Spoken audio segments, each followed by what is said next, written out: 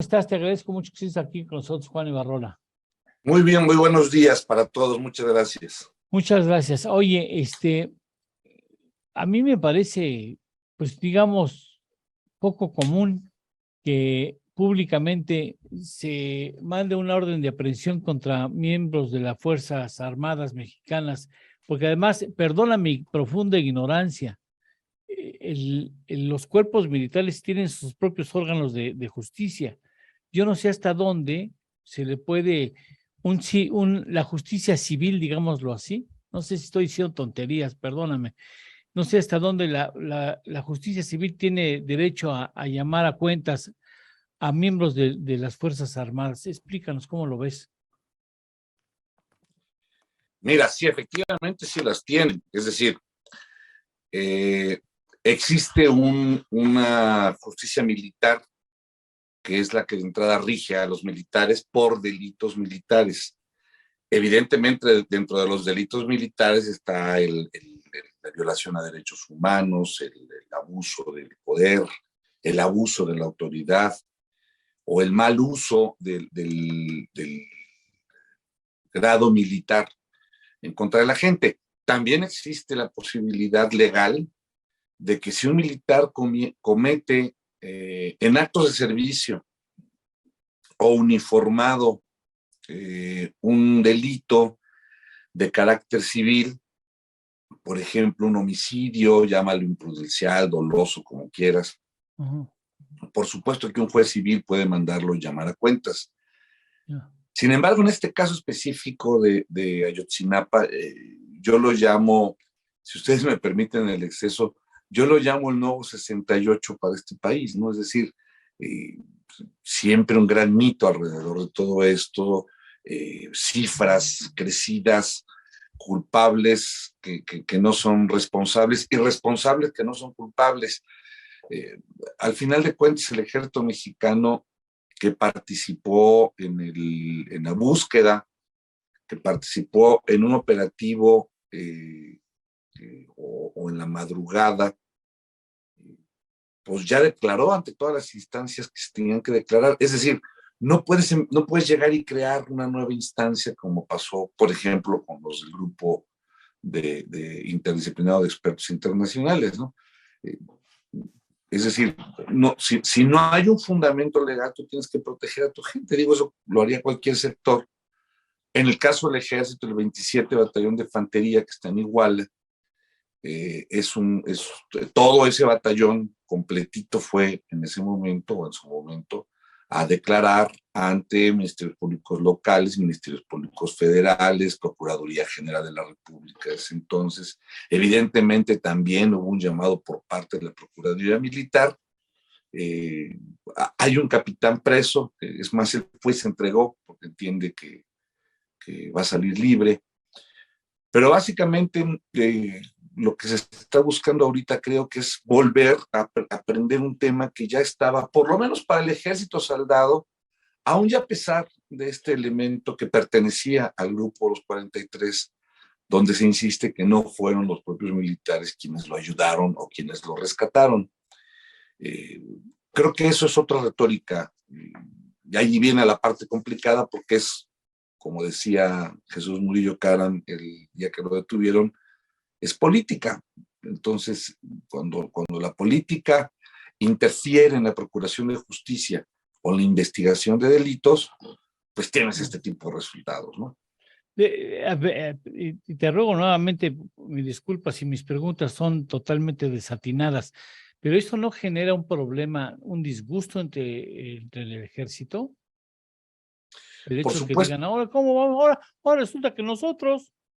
Por supuesto que sí, y al final de cuentas porque ya conoce ese ejercicio el ejército, es decir, no, regreso a 1968, a esa madrugada de hace 54 años, donde se insiste en que fueron los soldados, y pasa el tiempo y los resultados son completamente diferentes. Claudia Sheinbaum, cuando toma posesión, disuelve al cuerpo de granaderos de la Ciudad de México porque los deudos del 68 y los líderes históricos del 68 le pedían que eliminara ese cuerpo porque fue el que mató estudiantes. Entonces, pues había que alzar la mano en ese momento. Entonces no fueron los soldados. Lo mismo pasa con Ayotzinapa, es decir, claro que hay un enojo en el ejército en el sentido de que las primeras personas, las primeras horas de la desaparición de esos 42, 43 jóvenes, a quien se acercan las familias es al 27 de Infantería para pedirles el apoyo para comenzar el proceso de búsqueda, y así fue. Es decir, si aquí lo que queremos seguir haciendo ver, como en los años 60 y 70, Eduardo, es que los militares tienen que matar estudiantes. El militar es el gorila que tiene que reprimir al pueblo, el de mátalos en caliente. Pues bueno, nunca vamos a acabar con esa retórica. Habrá quien lo crea. Yo lo digo con conocimiento de causa, la gran mayoría de los mexicanos creen profundamente en sus Fuerzas Armadas, saben quiénes son sus soldados, pero este juego de volvernos a meter causa enojo entre los mandos del ejército, causa enojo entre las tropas, que esta es la parte muy importante, porque al final de cuentas las tropas son el corazón del ejército y son los que lo hacen, y pensar en un panorama donde las tropas digan, pues ya no voy a actuar porque si actúo va a llegar un gobernante o un gobierno o proyecto de nación o como le quieras llamar, a revivir una circunstancia como la de Ayotzinapa, donde se me va a querer inculpar por fuerza a mí, pues mejor ya no voy a echarle tantas ganas a mi actividad. O sea, sí es un tema muy complicado, hay 20 órdenes de aprehensión en contra de militares, si ya fueron capaces, me refiero al gobierno, de meter a la cárcel por primera vez en 122 años que tiene una procuraduría o fiscalía, como le queramos llamar, pues créeme que 20 soldados, pues no les va a causar mucho problema. Ahora, si es tropa, híjole, pues, perdóname, qué injusto, porque la tropa cumple instrucciones. Totalmente, la tropa cumple instrucciones, pero también la tropa informa, también toma ciertas decisiones. Y en este caso de Ayotzinapa no hay vuelta de hoja, es decir, ¿qué tendrían que haber hecho y esto lo dije desde el principio de Ayotzinapa, Eduardo, ¿qué tenían que haber hecho los soldados en esa noche? Quitárselos a los policías que eran una autoridad legalmente constituida, la Policía Municipal de Iguala, sí. Es decir, habría un conflicto legal terrible. ¿O qué tenían que hacer los soldados? ¿Detenerlos? Por supuesto que no los iban a detener, aún a pesar de lo que testigos indican, las fechorías que se supone estaban cometiendo o que presuntamente cometían, me refiero a los estudiantes.